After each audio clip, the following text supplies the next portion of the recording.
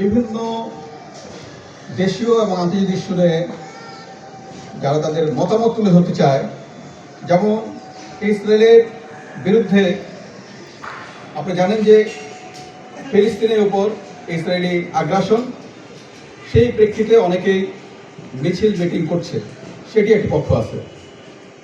স্বাধীনভাবে আমরা যেটা দেখি সেটি হচ্ছে প্রত্যেকের তার যে নাগরিক স্বাধীনতা, সংগঠন করার স্বাধীনতা, যে কোনো অ্যাসেম্বলি হওয়ার স্বাধীনতা, সেগুলি আমরা দেখতে চাই। সেগুলি আমরা যেন এই বাংলাদেশে সে তার এটি স্বাধীনভাবে প্রয়োগ করতে পারে। কিন্তু কেউ জঙ্গি তৎপরতা করবে বা আইএসআই বা অন্য কোনো সংগঠনের ভাব আদর্শে চলবে, সেটার কোনো সুযোগ নাই।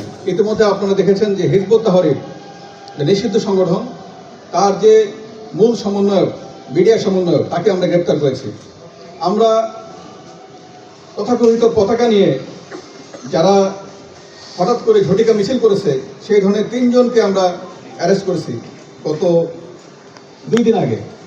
সুতরাং এই ধরনের কোনো সুযোগ নাই যে জঙ্গি তৎপরতা করবে। যারা নিষিদ্ধ সংগঠন, তাদেরকে আমাদের যে তৎপরতা সেটা কিন্তু অব্যাহত আছে।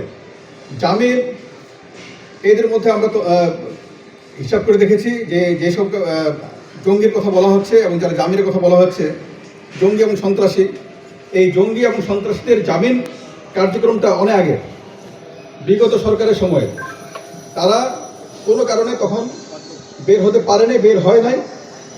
আর যারা বের হয়েছে তাদের কিন্তু তাদের উপর আমাদের নজরদারি সেটা কিন্তু অব্যাহত আছে। কেউ যদি আবারও কোনো সন্ত্রাসী কার্যক্রম জড়িত হয়ে পড়ে, কেউ যদি জঙ্গি কার্যক্রম জড়িত হয়, সেই ক্ষেত্রে তাদেরকে বিহাইন্ড দ্য বার্স থাকতে হবে, তাদের বাইরে আসার সুযোগ নাই।